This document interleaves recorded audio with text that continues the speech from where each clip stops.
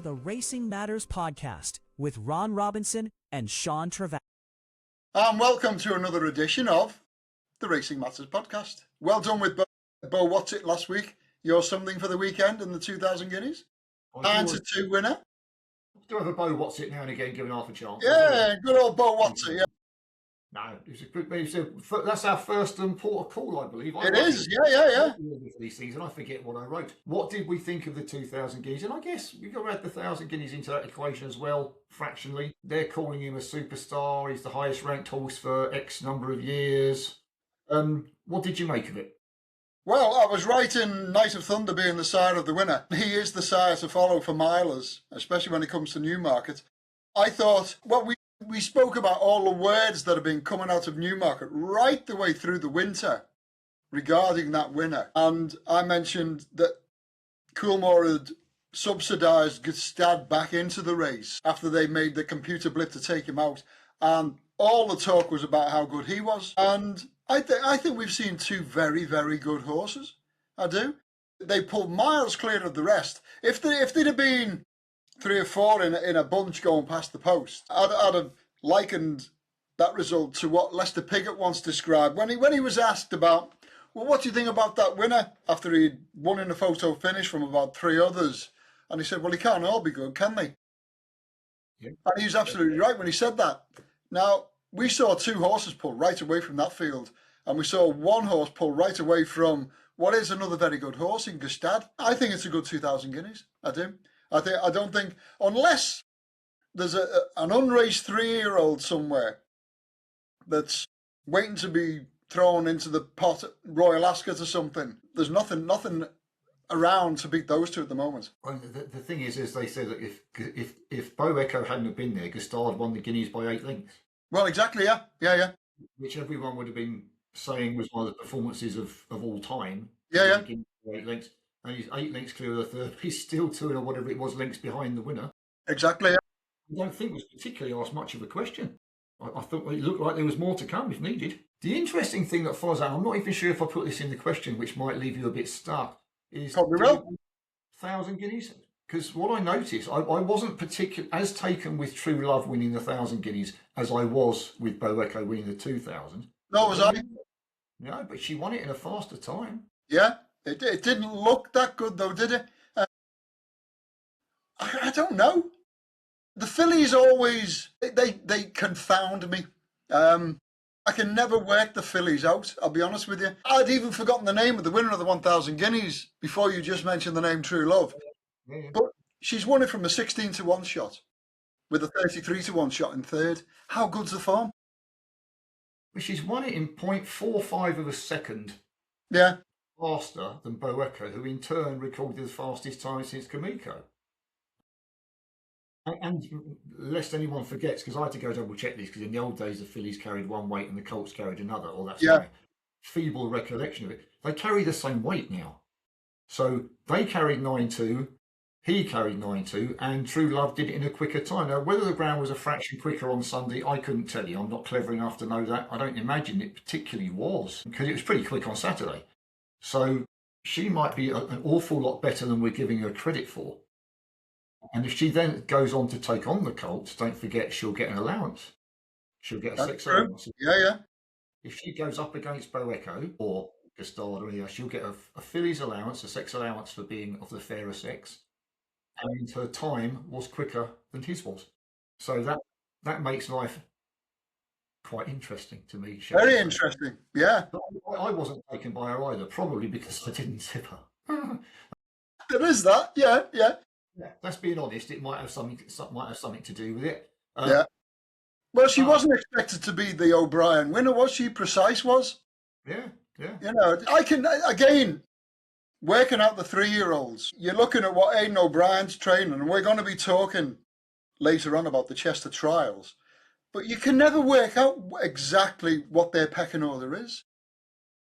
It doesn't go by jockey bookings. No, clearly not by jockeys. No, you would think that you'd be confident Ryan had the choice. You would. And he got it wrong, which won't have cheered him up very much. No. That's for sure. But they've obviously got a stable for the top class horses, which is nothing new. They've got a stable for the top class horses every year. I'm intrigued by how subconsciously we're, and I'm not a time man. I've always made that quite clear. All these split sectionals and stuff. It's never been No, something I that's don't work with those either. No. never floated my boat. But I was visibly taken with how Bo Echo won. I wasn't visibly taken with how True Love won. Yet the stopwatch says that she's the better of the two. She's the better horse. Yeah, yeah. Weird, isn't it? That's racing, mate. That is racing. It is, but the point behind that is there could be value to be had, because if the vast majority of punters think the same way as we do, then if they should meet, Bo Echo will go off at 4-6 and she'll go off at 3-1. And yeah, and you've got to take the 3-1, haven't you? Where's the value there? It's crystal clear, but I guarantee that I'll have forgotten this by the time that race comes along, and I'll be lumping. Yeah, I'll be lumping on Bo Echo and then scratching my head afterwards when the filly beats him. Never mind, it's good. It's good to have a decent colt. It is, and he's still unbeaten as well. And he's been mentioned alongside Frankel, which is way too early. You've got a fair way to go yet. We don't know how good. We know what the stopwatch said, but we don't know how good the 3-year-olds are yet. It's way too early in the season to know how good they really are. But for now, he was impressive. He looks decent, and it'll be interesting to see what happens. And he was your something for the weekend. I'll say again. Yeah, well done with that one. It won't happen again. But yeah, moving on to something slightly more negative, unfortunately. Yeah. Which I described as racing's embarrassing civil war. Yeah. Ascot giving notice to quit the Racecourse Association, or RCA for those who like acronyms, and the Jockey Club threatening to follow suit. Now, we had a brief chat about this before. We did. Because it's very hard to find very much information in detail. So what did you think of it? And then I'll bypass. I've been looking for what the experts on the political situation have been saying, and nobody's saying a lot. It's like we were discussing off before we came live. It's like shots across the bows. If this doesn't happen, this is going to happen. And I was mentioning to you that I was listening to an interview on TV the other day with Ed Chamberlain talking to one of the management staff at Chester, asking her he started by saying, well, Ascot have now left the RCA, and she stopped him straight away and said, no, they haven't left, they're leaving at the end of the year. And my first thought was, well, what's the difference? They're leaving, they've left, they haven't left. They're leaving unless something happens in their favour. Now, you were explaining to me what the ramifications were, and I totally agree. I get this idea that they've only got the one vote when it comes to anything to do with the RCA.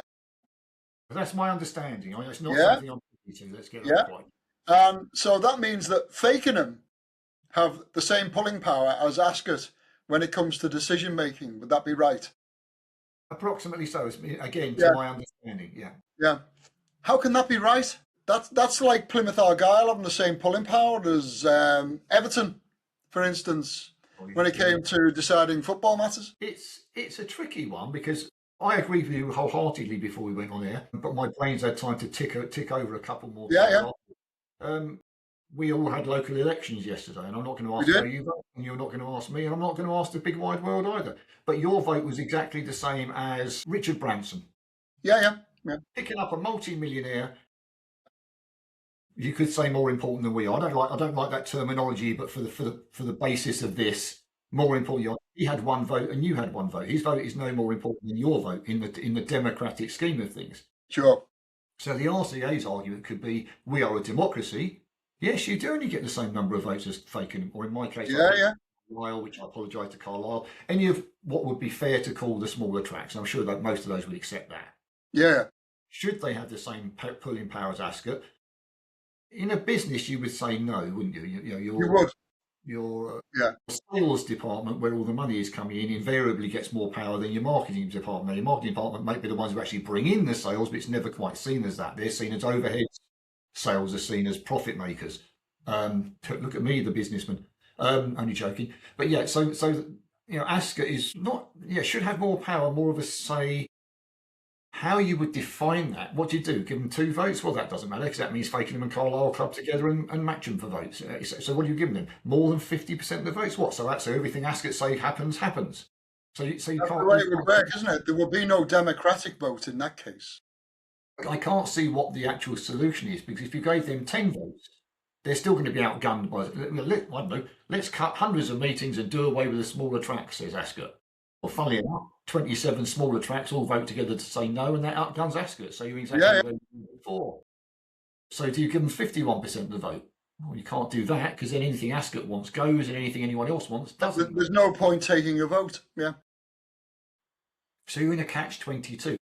I'm sure there's infinitely more detail to it than that. I'm quite positive there is. Yeah. I'm not privy to it, and I don't want to be either, quite frankly.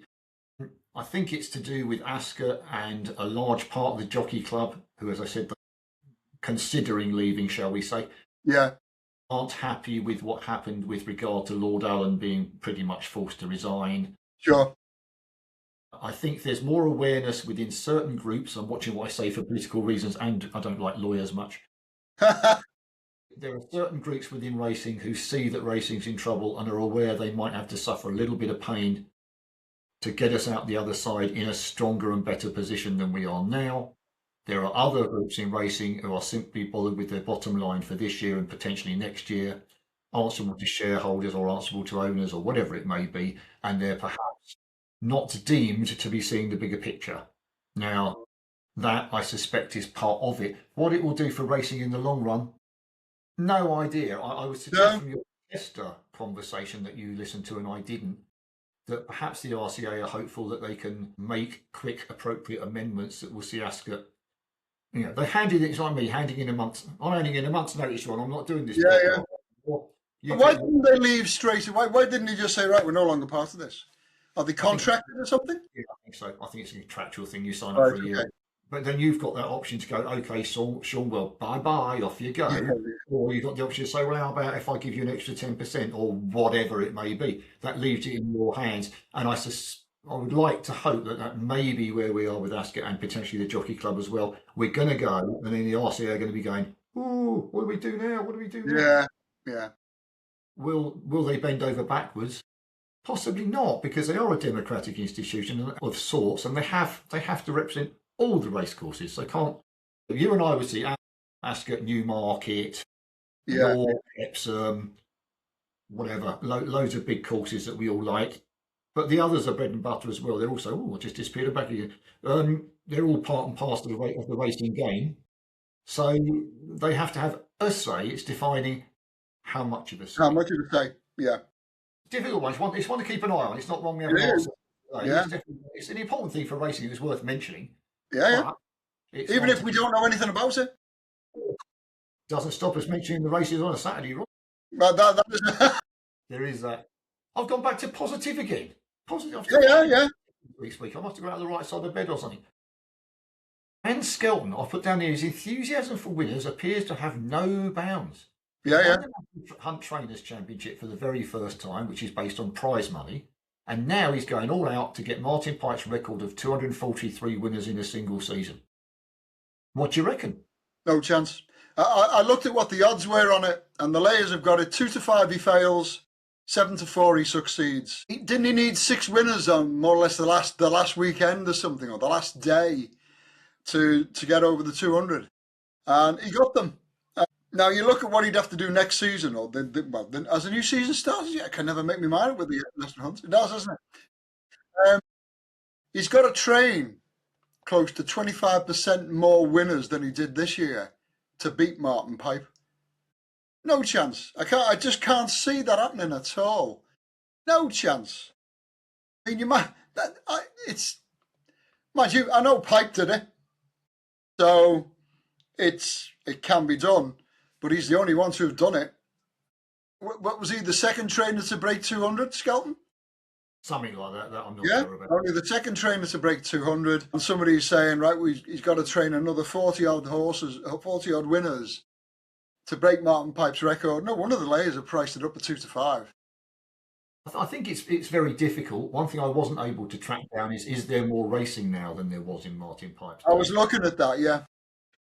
What you would say is, and I applaud his enthusiasm, I applaud him publicly saying he's going to go to try and get it. Well, why not? You've got to have a target in life, haven't you? So, why not? Memory here, not so good at my age, as I'm sure you know. Yeah, got one of those. I thought Martin Pipe had some decent horses, but a lot of his winners came in very low grade races. He did. Claimers, of which there are very few sellers and claimers around these days, for starters, but very, very low grade events. Now, I'm quietly confident that Dan Skelton's yard is full of far higher quality horses. Now, higher quality horses will have targets they'll be aimed at: Cheltenham, Aintree, Punchestown, exactly right. the King George at Kempton, whatever it may be. And those aims will mean counting back 6 weeks to a race before, for want of an argument, 6 weeks before that, so on, for something. What he hasn't got is horses we go, yeah, he won very easily, we'll run him again on Wednesday.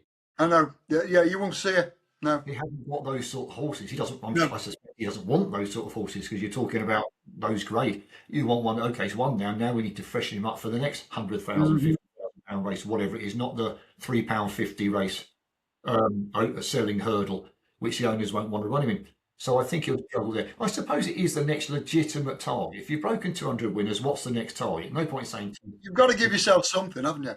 Yeah. 210. Next target's 210. Well, that's a silly number, isn't it? Or 220 or 230 or even 240. You could say 250, but the minute you say 250, now you're looking at breaking Martin Pike's record anyway. Yeah. Might as well say the next target on my ladder going upwards is Martin Pike's record of 243. So that's my next target.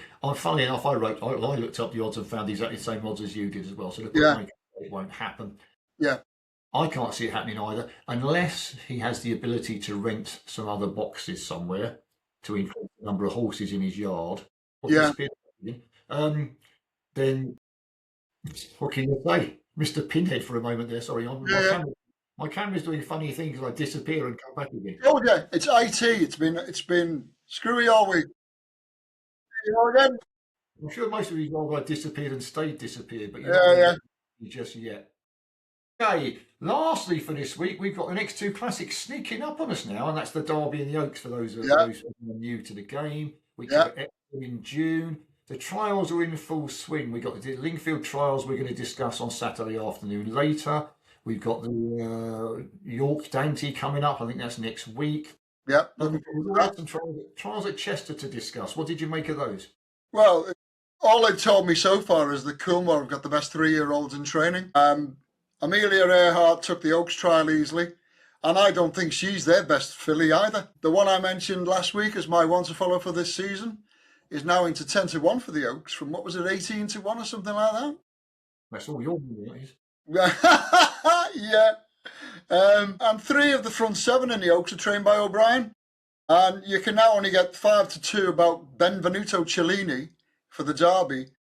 But he trains the front 5 on the tissue for that race. And the money horse has been Constitution River, not Hill, Constitution River.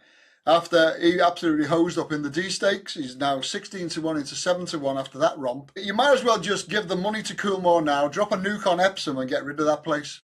And you knew I'd get it in somewhere. But no, it isn't. It's all Coolmore, isn't it? It is. I wasn't impressed by Amelia Earhart because I'm the one. No, I wasn't. No. Was too inexperienced, and I think that showed. Benvenuto Cellini, who's an Italian artist and author and gold worker, apparently. He was, yes. I had to look that up in case anyone thinks I'm clever, because I'm not. Well, I did the history of art. I already knew that. Ooh. Yeah, he clocked a good time with a full-length success, but the runner-up was a maiden winner. At this time of year for 3-year-olds, that's the case with a lot of races. So it's unfair to crab him for that. But as a form thing, you'd look at that and go, there's nothing there yet, is there? No, we don't. He's just won a race. But you have to say, Cheshire Oaks and Chester Vales, Minnie Hawk won the Cheshire Oaks last year, and Lambourne won the Chester Vales last year. And they both win the Classic. So this is a place that likes to send his better 3-year-olds. D Stakes, Constitution River sent 7 clear of Andrew Balding's Genera. Again, it was a maiden winner. Well, I think actually tell a lie. I think it's a novice winner, not a maiden winner. I think that's correct. He's not a Group 3 winner. He's not a Group 2 winner. He hasn't finished a short head second in a Group 1 at Saint-Cloud or something like that to go, oh, this is impressive form. There's nothing really to it yet that says these are the world beaters that the panic reaction of the bookmakers is turning them into. And they're ridiculous prices on a day as well, by the way. We've still got Lingfield to talk about in a minute, and I'm personally I'm looking for the Dante. I want to see who wins the Dante next, because that's always been a big clue. Clearly not last year, because they both won at Chester and went on to Epsom to success. Exactly, yeah. The Dante is the one that sticks in my head as the biggest clue of all. Well, I listened to Ryan Moore, and he seemed to be very much of a mind that he prefers Chester when it comes to the trials, because it teaches them to be balanced, and because they're permanently on the turn. And he said they learn a lot more at that track than they do anywhere else, and it puts them in good stead for Epsom. Mind you, I still think you need to have a three-legged horse at Epsom, because they become so unbalanced coming up the straight with the camber. I'm surprised anything ever wins there, to be honest with you, because it's a very strange like track. bumper cars coming up that straight. It's a strange track, and I think I probably say this every year when near the Derby. My father always used to say to me, "You only ever see a good horse there on Derby and Oaks Day. You never see a good horse running at Epsom any other time of year, because it's not good for horses." However, it comes with a massive amount of history to it. That's all it is. Personally, I'm all in favour of it. I cannot sing its praises highly enough, and that is only because everyone is starting to breed for shorter now. The Kentucky was a mile and a quarter and a little bit. French Derby is a mile and a quarter and a little bit, because they dropped that back from a mile and a half. Everyone's breeding for speed. Nobody's breeding for stamina, and history's being wiped out of the history books. So I sing the praises of Epsom for that reason, and that reason alone is that it's part of racing's history. You want to have a mile and a quarter, then go to the John Monty Stakes, or go to the Colorado. That's where your races are. But a mile and a half is the Derby, and long may that continue. So for that reason only, I'll continue to big it up, because racing, it's history. We haven't got much else to grab hold of except history, have we, really? The winner will go on to breed the winner at Cheltenham or something like that. Very possible. Lisa. Oh dear. I don't like him very much. Okay, Rush. We're starting off with the 128 at Lingfield. It's officially an Oaks trial.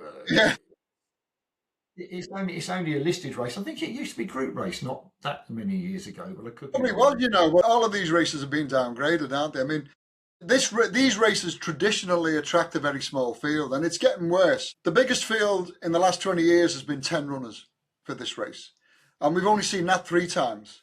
Last year, only 3 turned up for this. Only 5 tomorrow. We're usually looking for our winner to be sitting in front 3 on the tissue. Well, that worked very well last year, didn't it? With only 3 going to post. Yeah. I don't usually bet on races that have got less than 6 runners, because small fields tend to lead to a very false pace. Yeah. With the races developing into a sprint.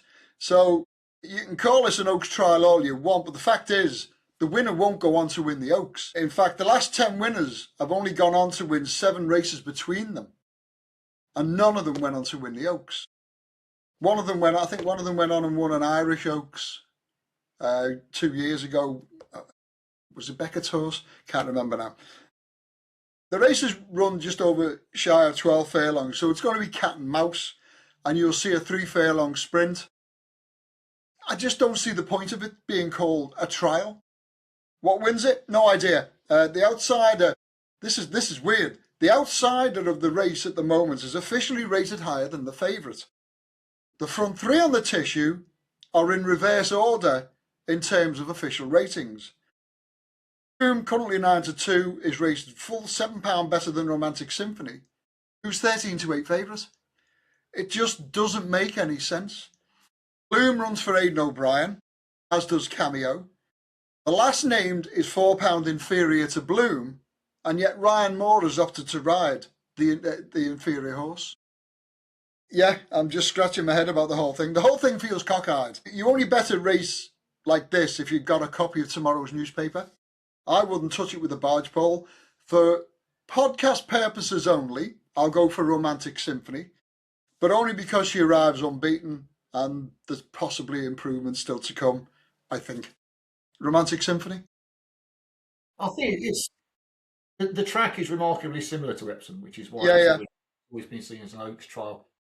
Anna Perner won here and then won the Oaks in 2019. User Friendly won here and won the Oaks in 92. Lady Carla in 96. Ranruna in 99. So it does happen. There have been successful years. Yeah.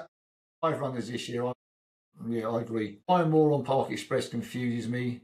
Sorry, Park Yeah. Express cameo, get that right. Yeah.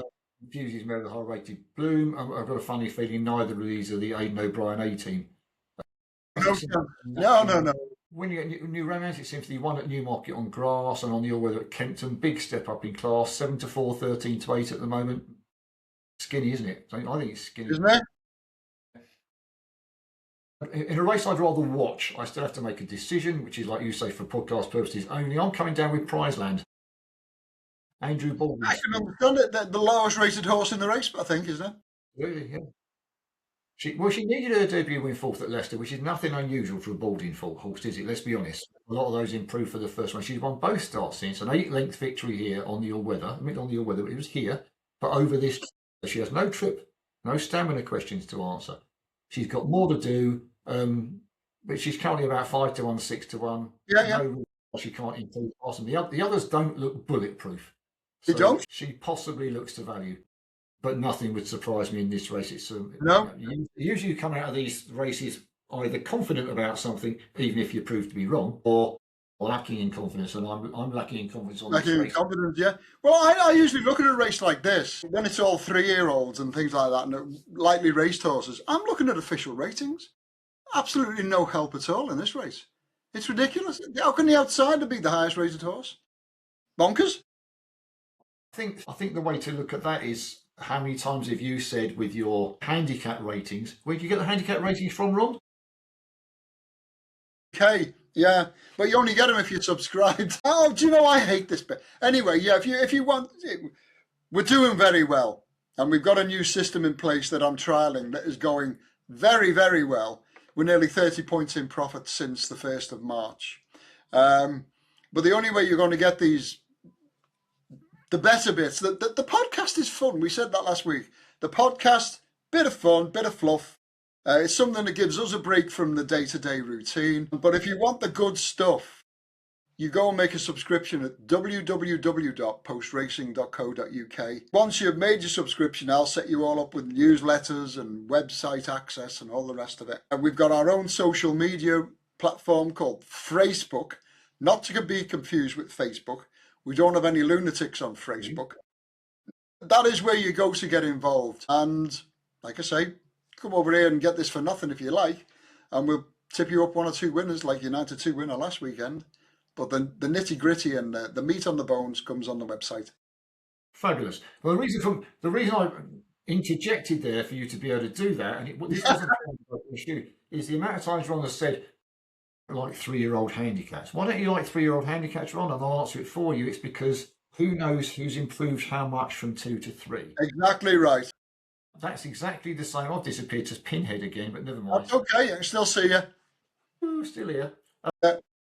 That's exactly the same here. You can have the lowest rated horse who improves considerably from 2 to 3 at home, and everybody knows it, goes off at the head of the market. And the highest rated horse, who was the dominant 2-year-old, hasn't grown and been between then and this time, and there's now exactly, yeah.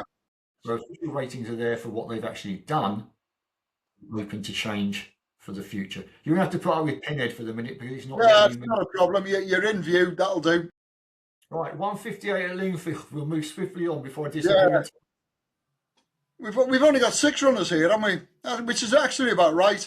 Only once in the last 20 years have we had a double figure field for this.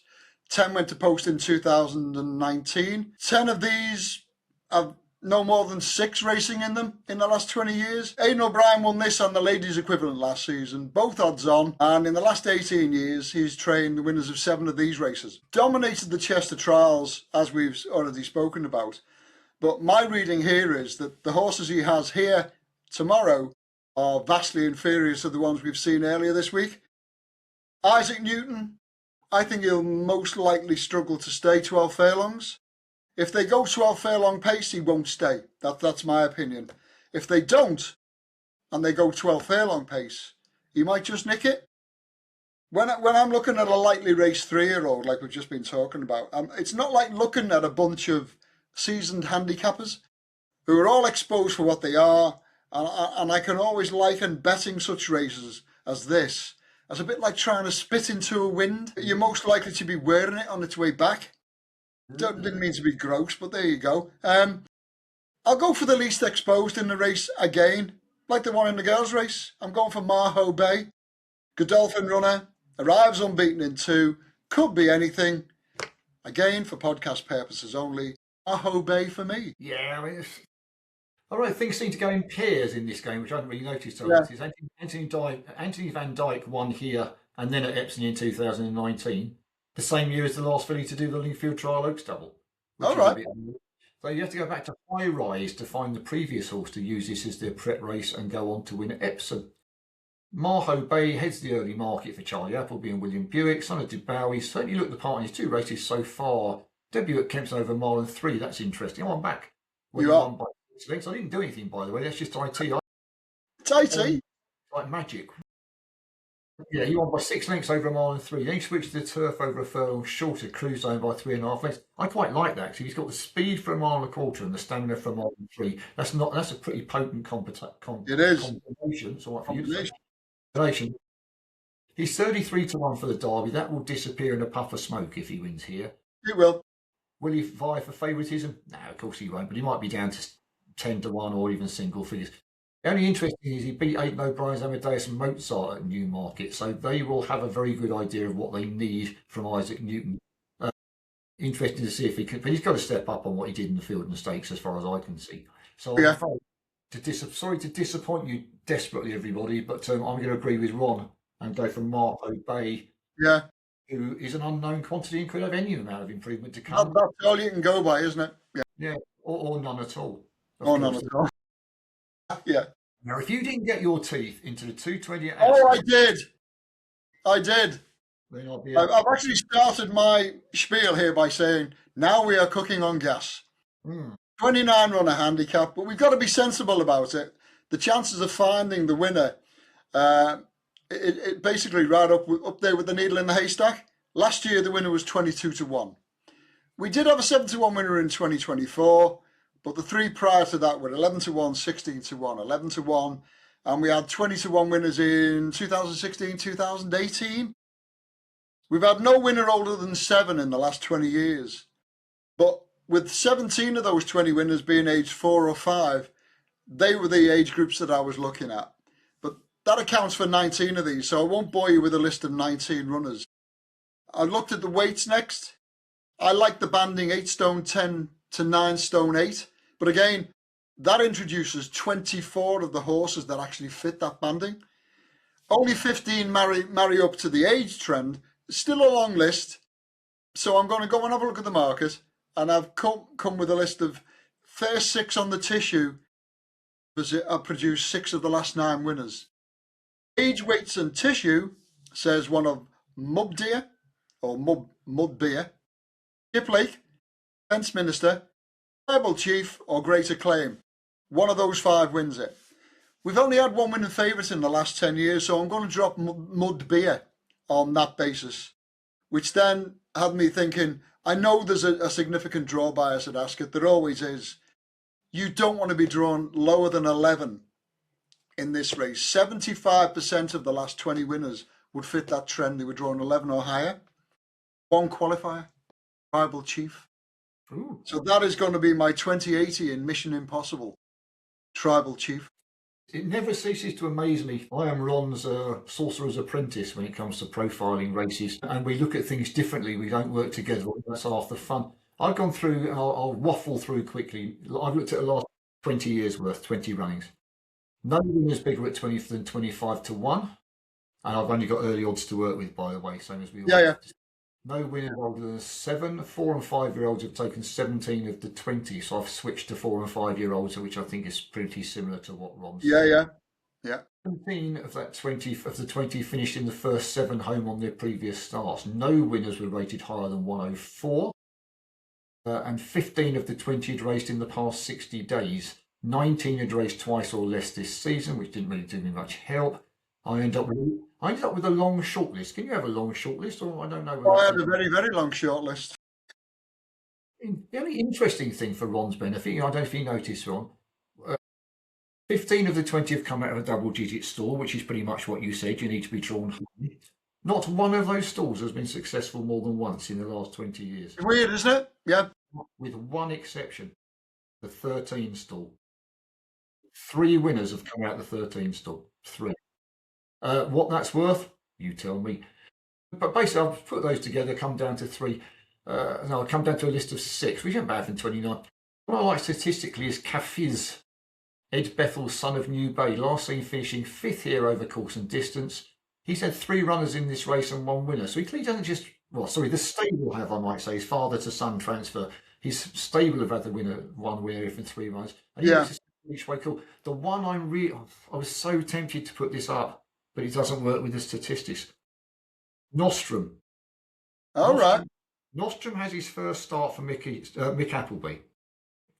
Have a look at Nostrum's prior form. We're going back to 2023, 2024. Okay, so we're not recent. Have a look at his form there. If Mickey Appleby can get him back to anything like his best, I've gone again, still here. If he can get him back to anywhere near his best, he's absolutely thrown in. Yeah. He's thrown in by a stone or more. He used to race with Michael Stout and was rated way higher than this. He's completely lost his way. Now, Mick Appleby is particularly good at picking up horses from other yards and getting them to perform again. How he does it, I don't know, but he's an expert at it. He's really good. Have I heard Nostrum's back to his best? I've heard absolutely nothing whatsoever, so I'm not making anything other than assumptions. But Hafiz will be my each way bet because he fits the stats. But keep an eye on Nostrum. If the money comes for him, or Ron reports it on your OMMs or whatever. On the OMS. He's absolutely thrown. He wins this pulling a cart if they can get him back to anywhere near his best. But that probably means he'll finish last. And we move. You put the ball and chain on it, yeah. You know what it's like when you're in this business. Yeah. If I hear something for a horse in a race, and only one horse in that race, it's difficult to not pass it on to people because then I feel guilty. If the horse goes and wins, I go, yeah, I knew about that, and they go, yeah, you tell us, yeah. And that's the same with that. I spotted it. No one's pointed it out to me. I spotted it going through the horses. And thought, hang on, that used to be a decent horse, didn't it? Went and had a look, and he was past attempts a very good horse. But they keep him in training, confession, and I can't not pass that information on. We'll wait and see. On to the top. We've got it. Yeah. 240 at Lingfield. Let's move swiftly on before I make a bigger fool of myself. 240 at Lingfield. After you.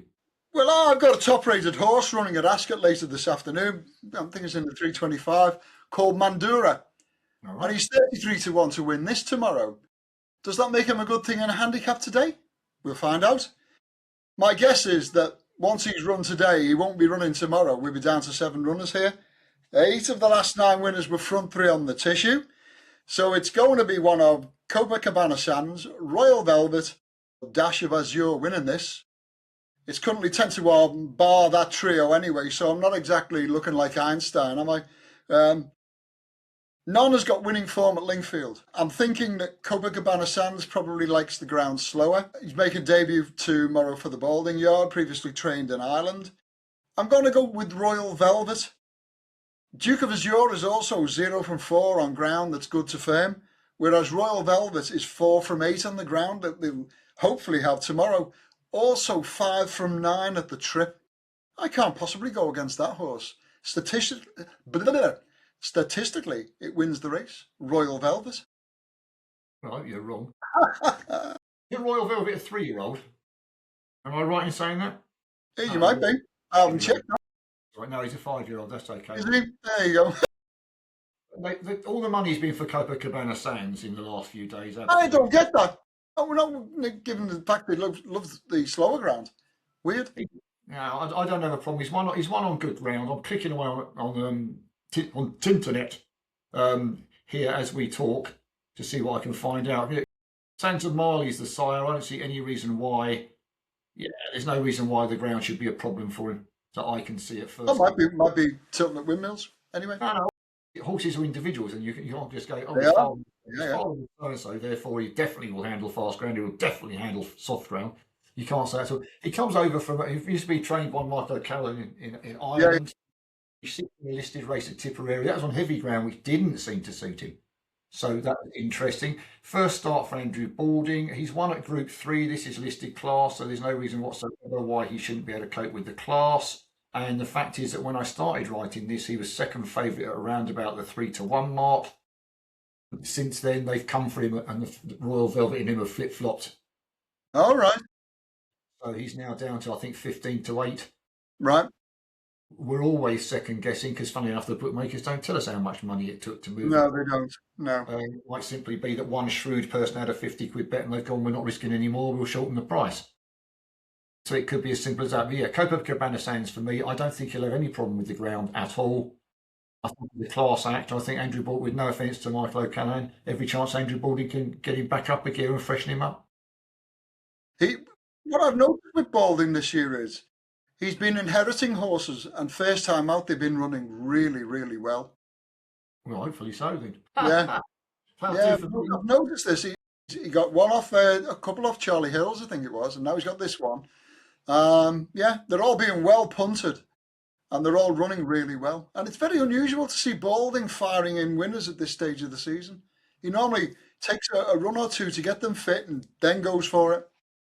Been very interesting watching him. More when you first time out for the season than you normally expect from Balding. Yeah. I've had a change of plans, staying at charge, change of stable lads. Yeah. Management, routine, whatever it is, who may know. Yeah. Right, I believe it's only one to go, isn't it? Is that right? One to go. 340 Haydock. Yeah, I'll move you up to Haydock just for you, a bit north for you. No, that's up your way, isn't it, actually? Yeah. It is not. I'm about 45 minutes away in a Ferrari. Oh, good job you got a Ferrari then. If you look at the form figures of the horses taking part in this, you'd think you were looking at a Southwell all-weather seller. The form figures are awful. But we've actually got a few in here that are dropping from group company down into a listed race. The standout, got to be Lake Forest. It's currently trading the 15-8 price favourites. It's 9-2 bar, the Haggis horse. The problem for me with this horse is he's already 0 from 4 at the trip. Yeah. He's only 1 from 5 on the ground. And his one redeeming feature would be that he's 1 from 1 at the track. So that's a big plus, because it's a bit of a greyhound track, Haydock. If you don't like greyhound tracks, you don't like turning, you don't go running a horse at Haydock. Usually I'd be looking for the 4-year-old trading favourite here. That age group has won the last 4 of these and 9 of the last 17. Favourites winning 5 of the last 10. So it all built up to a 4-year-old favourite winning the race. A winner has been sitting front 4 on the tissue in the last 10 renewals. We've only got one 4-year-old in the race tomorrow, Release the Storm, currently around about 18-1. So that trend is blown straight out the water. All I can do is hope and pray that Haggis has got Lake Forest tuned up, because from a trends angle, it's the only horse that I can possibly run with in this race. So I'll put up Lake Forest with fingers crossed. Again, as usual, I see where you're coming from. 7 furlongs are races I've always sort of meant to just specialise on, but I've never. Yeah. There's too much going on. It's a very specialised distance. It's a little bit too far for some of the sprinters and a little bit too quick for some of the milers. Yeah. So 7 furlong winners are always worth a second look when they're back over 7 furlongs, funny enough. As you said, 4-year-olds have won the last 4, and that leaves me with no one but Release the Storm. Yeah. That was not my reasoning, but it made me go and have a look, shall we say. Yeah. He's unbeaten after 2 starts. Yes. And at Doncaster. Now, the fact is he didn't run at 2. Now, that tells me a story that he's almost certainly a late maturing sort. For sure, yeah. If he's won both his starts at 3 and then comes back out over 4, I suspect there may be a lot more improvement to come.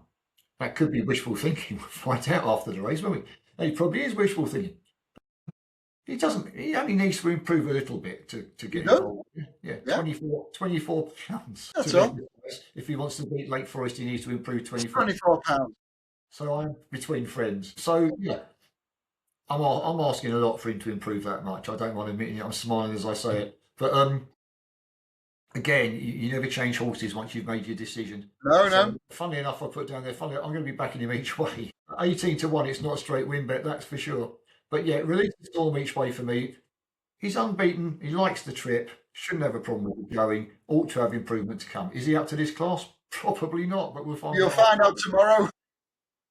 If he hits the first 3, more than happy. You made a profit. Yeah, that's all we're You really can play to 4 places on Betfair. Is it? Oh, blimey, I'm waiting to do my I don't know. Depends how cowardly I'm feeling in the morning. Okay, to round things off, it is the dreaded, well, usually dreaded. I had one last week that everyone said about 9 times because it's such a rarity. Something for the weekend. Out of all those we've discussed, or anywhere else that we want to talk about, to be fair, your one bet for the weekend? What would you suggest? I don't trust any of them, but I'll go for Tribal Chief 2080 in the Victoria Cup at Ascot. Well, I did the work on the race, and I thought, do you know what? I do like the look of that one. And I think if you check the opening show, he's been well supported. So, yeah, I'm going for Tribal Chief 2080. See where we go with that. well, I'm just loving that. I don't like any of them, so I'll just give you one in the 29-runner handicap. Yeah. As you do. Hey, if you'd be suicidal about hate racing betting, you might as well do it big time. You might as well. Good luck with that. And if it romps on in I might need it.